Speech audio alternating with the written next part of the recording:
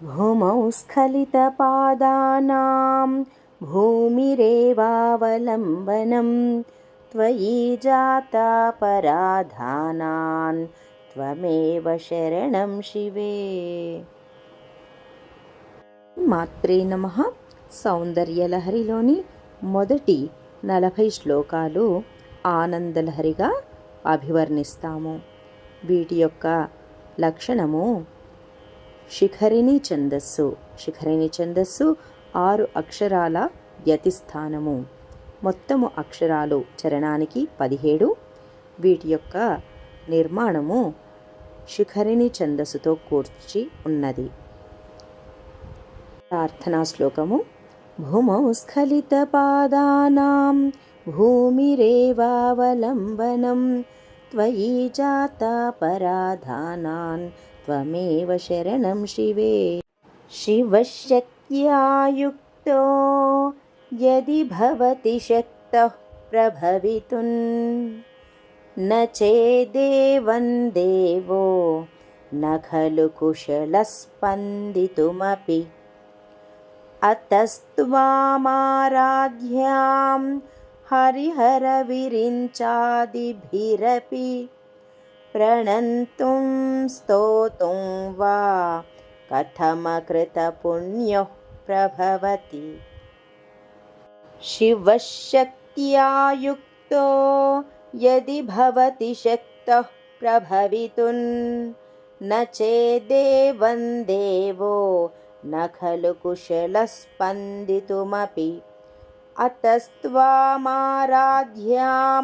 హరిహరవిరించాదిభిరపి ప్రణంతుం స్తోతుం వా కథమతనీయాం సంపాంసున్ తవ చరణపంకేరుహభవం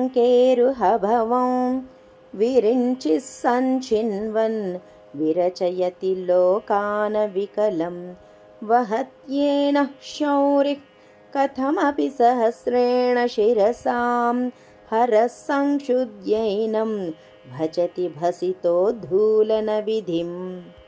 తల్లి భగవతి, నీ పాదపద్మము అడుగున అంటి ఉన్న లేశమాత్ర ధూళిని సంపాదించి దానితో బ్రహ్మ ఈ 14 భువనములను ఎట్టి వైకల్యములు లేక సృజించుచున్నాడు.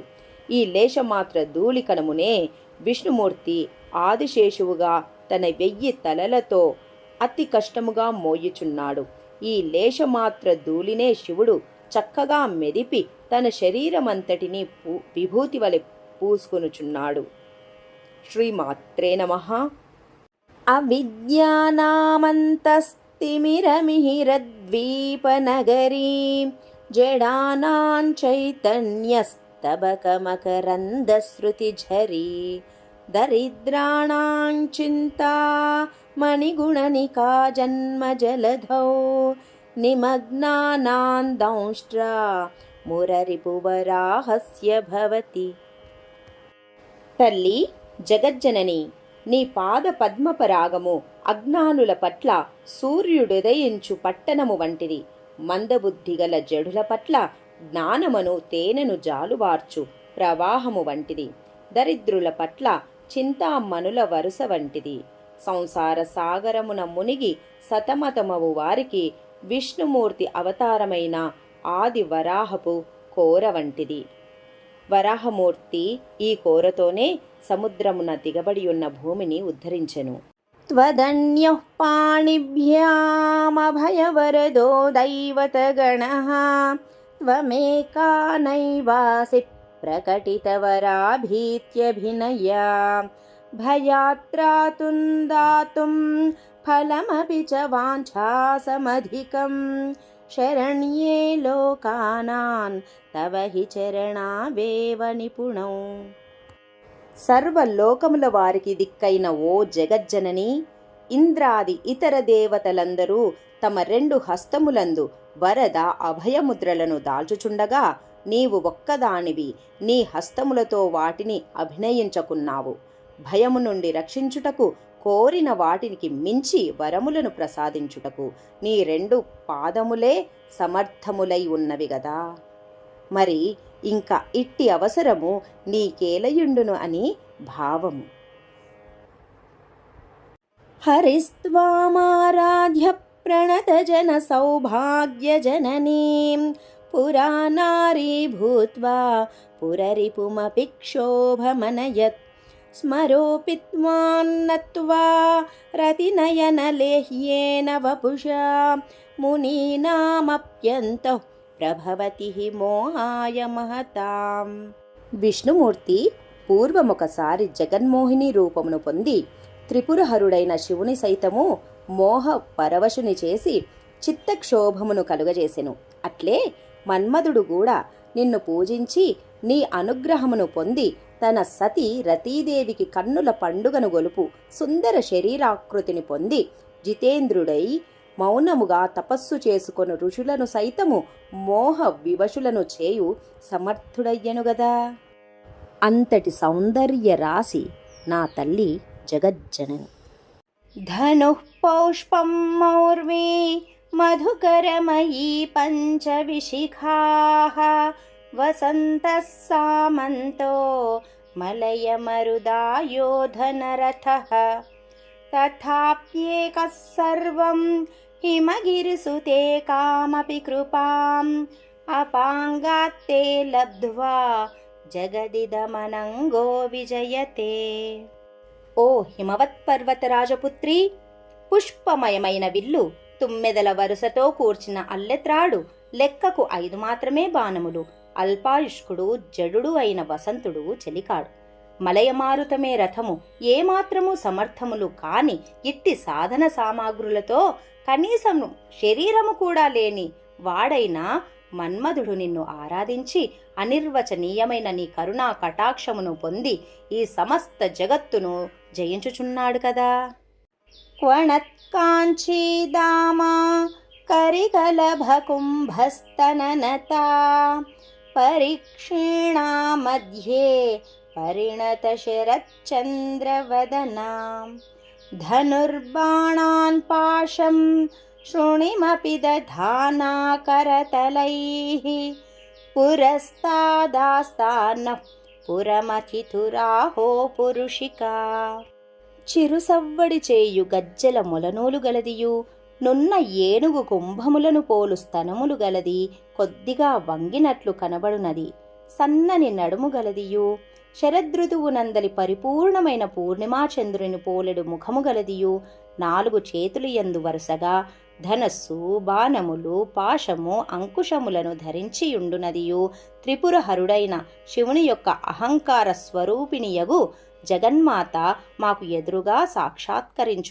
సుధా సింధోర్మధ్యే సురవిటపి వాటి పరివృతే మణిద్వీపే నీపో పవనవతి చింతామణి గృహే శివాకారే మంచే పరమశివ పర్యంక నిలయాం భజంతి త్వాం ధన్యాః కతిచన చిదానందలహరీం.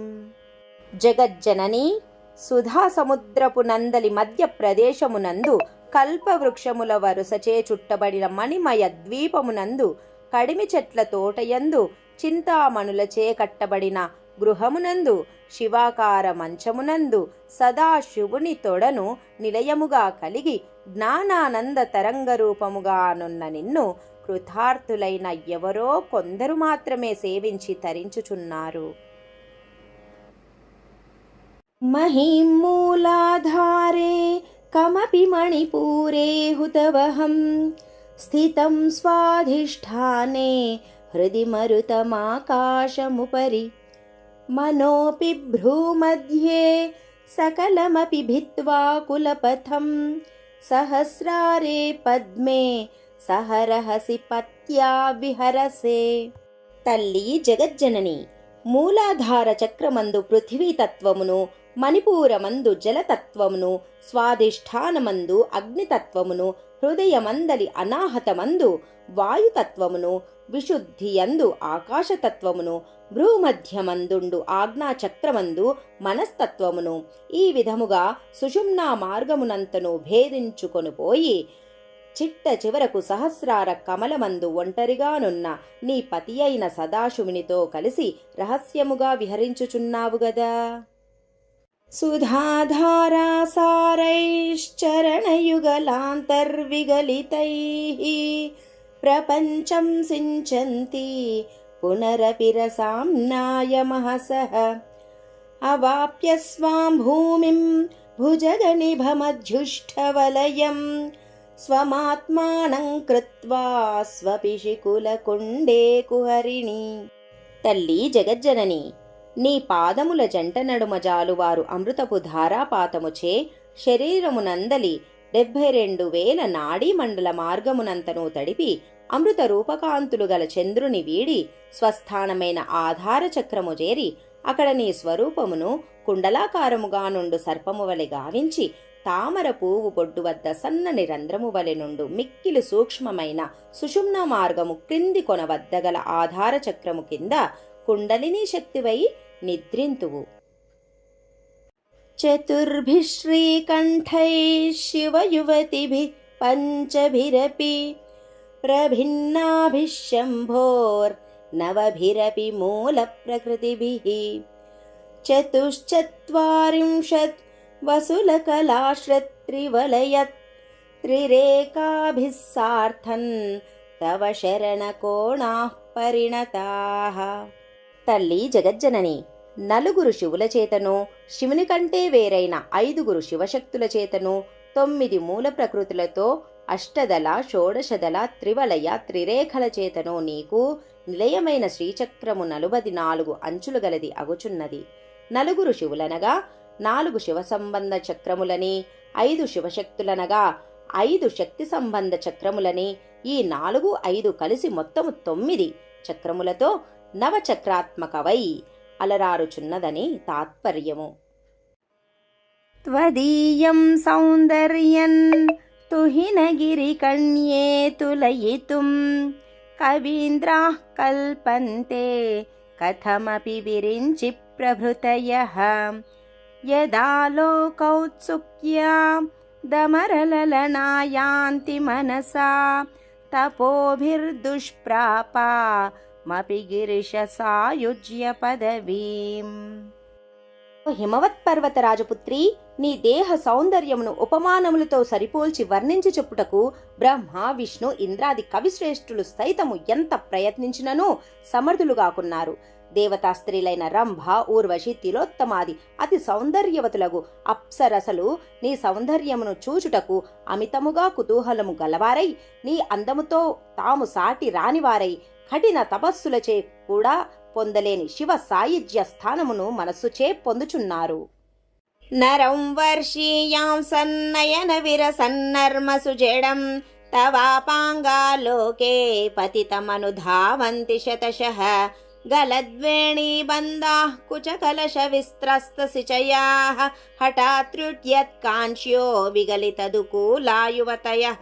అమ్మా జగజ్జనని, మిక్కిలి ముసలివాడైనను, వికారము గొలుపు కన్నులు గలవాడైనను, ప్రణయ కామకేలి విలాసాదుల యందు మూఢుడైనను, నీ యొక్క కృపా వీక్షణములు పాత్రుడైనచో అట్టి వాణిని జూచి విడివడి జారిపడు జడముడులు కలవారై కడవల వంటి స్తనములపై నుండి జారిపోయేడు పైటకొంగులు గలవారై అప్పటికప్పుడే విడిపోయిన మొలనూళ్ళు పోకముడులు గలవారై 100 కొలది ప్రాయములోనున్న తరుణీమణులు వాని వెంట పరిగెత్తుతుందురుగదా. అనగా అమ్మవారి అనుగ్రహము అట్టి కురూపిని కూడా మన్మధుని వంటి అందగాడి వలె చేయునని భావము. శీతౌషట్పంచాశద్విసమధిక పంచాశదుదకే హుతాశేద్వాషష్టిశ్చతురధిక పంచాశదనిలే దివిద్విష్యత్రింశన్ మనసి చతుషష్టిరితియే మయూఖాస్తేషామప్యుపరి తవ పాదాంబుజయుగం. అమ్మా జగజ్జనని, మూలాధార చక్రములో 56, మణిపూర చక్రములో 52, స్వాధిష్టాన చక్రములో 62, అనాహత చక్రములో 54, విశుద్ధ చక్రములో 72, ఆజ్ఞాచక్రములో 64, మొత్తము 360 కిరణములు మూలాధారము నుండి సహస్రార చక్రము వరకు నిండి ఉన్నాయి. ఈ 360 కిరణములను దాటి వెళితే సహస్రార చక్రంలో నీవు దర్శనమిస్తున్నావు కదా అని శంకరాచార్యుడు చెప్తున్నాడు. శరజ్యోత్స్నాశుద్ధాం శశియుతజటాజూటమకుటాం వరత్రాసత్రానస్ఫటికఘటికా పుస్తకకరాం సకృన్నత్వా నత్వా కథమివ సతాన్ సన్నిధదతే మధుక్షీరద్రాక్ష మధురిమధురీణాః పణితయః. తల్లి జగజ్జనని, శరత్కాలపు వెన్నెలను పోలెడు తెల్లని దేహఛాయ గల దానివిగాను, నెలపొడుపు చంద్రరేఖను కూడిన జుట్టుముడి అనెడి కిరీటము గల దానివిగాను, వరద అభయ స్ఫటికాక్షమాల పుస్తకములను 4 హస్తములందు గలదానివిగాను నిన్ను ధ్యానించు ఒక్కసారి నమస్కరించునట్టి సత్పురుషులకు పూదేనే పాలు ద్రాక్షారసములతో సాటివచ్చు మాధుర్యము గల వాగ్విలాస వైఖరులు ఎట్లు ప్రాప్తించకుండును? అనగా తప్పకట్టి వాక్కులు వారికి ప్రాప్తించునని భావము. కవీంద్రాణాంచేత కమలవన బాలాతపరుచిం భజంతే ఏ సంతః కతిచిదరుణామేవ భవతీం విరించి ప్రేయస్యాస్ తరుణతర శృంగారలహరీ గభీరాగ్భిర్వాగ్భిర్విదధతి సతాన్ రంజనమమి. ఉత్తమ కవుల చిత్తములనెడు కమలముల ఉద్యానవనమునకు ఉదయసూర్యుని లేయండ ఛాయతో అరుణవర్ణముతో నుండు నిన్ను సేవించు విభుదులు సరస్వతీదేవి యొక్క పరిఢవించిన పరువపు శృంగార రస ప్రవాహముల వలె నుండు గంభీరమైన వాగ్విలాస సంపద చేత సత్పురుషుల హృదయములను రంజింపచేయుచుందురు కదా. అరుణ అనే పేరుగల నిన్ను సేవించిన వారు శ్లాఘనీయమైన తమ శృంగార వాగ్విలాసములో సభను రంజింపచేయుచున్నారు అని భావము. సవిత్రీభిర్వాచాం శశిమణిశిలాభంగరుచిభిర్వశిన్యాద్యాభిస్త్వాం సహజనని సంచింతయతి యః సకర్తా కావ్యానాం భజతి మహతాం భంగిరుచిభిర్వచోభిర్వాగ్దేవీ వదన కమలామోదమధురైః.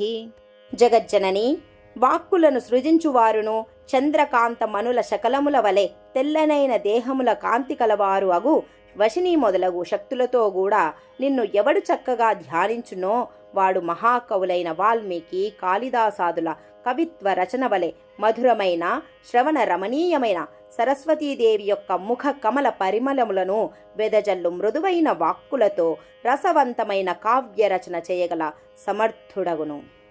సరస్వతీ రూపముగా ఆరాధించేవారు అనేక కావ్యాలను వ్రాయగలుగుతున్నారు. తనుఛాయాభిస్తే తరుణతర నిశ్రీ సరణిభిర్ దివం సర్వాముర్వీ మరుణిమణిమగ్నాం స్మరతి యః భవంత్యస్యత్రస్యద్ వనహరిణశాలీననయనాః సహోర్వశ్యావశ్యాః కతి కతి న గీర్వాణగణికాః. జగజ్జనని, ఉదయించుచున్న బాలసూర్యుని అరుణారుణ కాంతి సౌభాగ్యములు బోలు నీ యొక్క దివ్యదేహపు అరుణకాంతులలో ఈ సమస్తమైన ఆకాశము భూమియు మునిగియున్నట్లు భావించి ధ్యానించడు సాధకునికి బెదురు చూపులతో నుండు అడవిలేళ్ల యొక్క సింగారపు కన్నులు కలిగిన దేవలోక వేశ్యలైన అప్సర స్త్రీలు ఊర్వశితో సహా అందరూ వశీకృతులవుదురుగదా అని భావము.